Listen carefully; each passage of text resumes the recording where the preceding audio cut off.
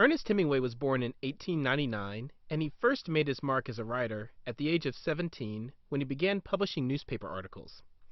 During the 1920s, he moved to Paris and joined the Expatriate Writers there, a famous group of literary movers and shakers who left America to make a new home in Europe. Hemingway then cranked out a series of novels that have stood the test of time: The Sun Also Rises, A Farewell to Arms, For Whom the Bell Tolls, and The Old Man and the Sea. He also went on to win the Pulitzer Prize and the Nobel Prize for Literature. The New York Times probably said it best when they wrote, "No amount of analysis can convey the quality of The Sun Also Rises. It is a truly gripping story, told in a lean, hard, athletic narrative prose that puts more literary English to shame." They chose powerful words, lean, hard, and athletic, to describe his prose. Hemingway practiced economy in his writing. He wouldn't use 3 words if one simple word would do, making his stories come across as stripped-down, no-nonsense narratives. He referred to his approach to writing as the iceberg theory. Hemingway thought of stories as icebergs. The reader only sees what is above the surface, but he knows there's more beneath the surface. What does that look like in a story? Take this example from Hills Like White Elephants. That's the only thing that bothers us. It's the only thing that's made us unhappy. And you think then we'll be all right and be happy? I know we will. You don't have to be afraid. I've known lots of people that have done it. So have I, said the girl, and afterwards they were all so happy. Reading this dialogue is like listening to a real conversation. You have no idea what they mean when they say it, but you know something's important about it. The narrator never tells you what the couple means because Hemingway's narrators don't interject their own ideas. They remain neutral and observant. All you get is the tip of the iceberg, what's above the surface, and you have to infer what might be lurking beneath. Hemingway's narrators are like TV cops. Just the facts, ma'am. Of Hemingway's stories, Hills Like White Elephants, published in 1927, is the most widely read because it's not only a rich story, but it's also really short. The story takes place in a train station in Spain. A man and a woman wait for a train to Barcelona, and while they wait, they sit outside, drink beers, and talk. Most of the story is their conversation, and like the iceberg, you have to figure out what's beneath the surface. The clues are all there. They're talking about the woman getting an abortion.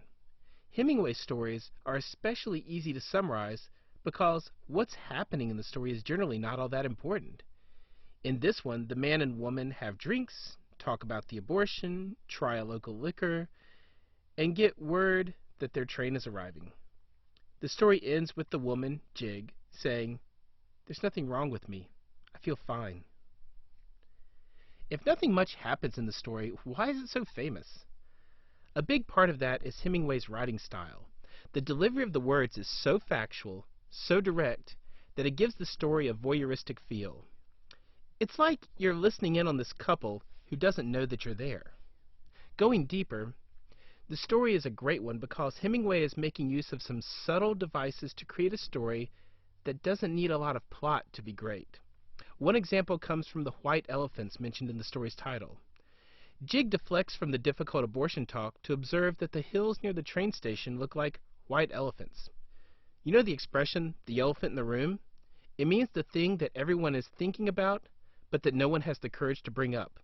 Well, Hemingway's story is full of elephants in the room. The abortion, keeping the baby and becoming parents, and the couple's iffy relationship. Another way to look at it is to focus on the word white. A white elephant is a gift that you don't necessarily want to get because it costs too much to maintain. And the pregnancy in this story has become a white elephant of sorts for the couple. Here's another bit of subtle symbolism. The story takes place at a train station that's just a stop along the line. It's not the beginning or the end of a journey, but it's a stop along the way, and that parallels the couple's relationship. Like the train, the couple is between stations, in transition.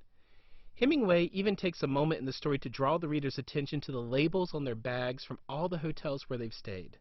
It's only a small detail, But when there are only 3 or 4 details listed in the entire story, each one becomes especially important.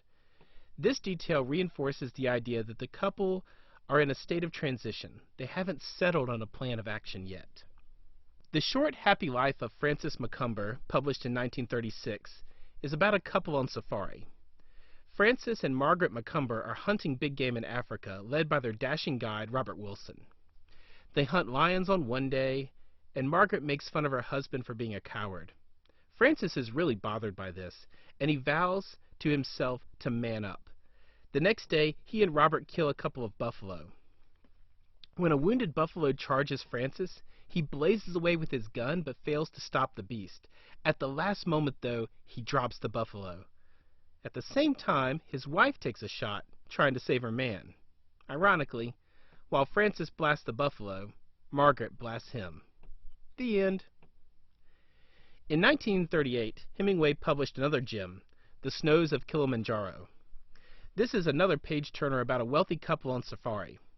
Like his other stories, this one is about the decisions a man has to make in life.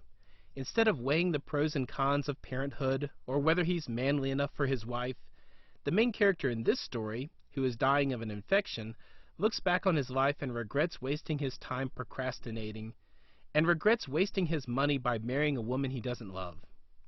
In the end, he hears a rescue plane coming for him, but the reality is that he's hallucinating and dying, and the sound is actually the howl of a hyena. Ernest Hemingway holds a place of high regard as one of history's greatest writers. He was known for the iceberg approach, only giving readers a little bit of the story and leaving them to figure out the rest. Hemingway heavily edited his prose, stripping away all the extra words until every syllable carried as much weight as possible. When only a few details of the setting are included, those details carry extra significance, and Hemingway made each little detail crucial to a deep understanding of the story. Hemingway's short stories are so great because he wrote concise, powerful statements about the human condition.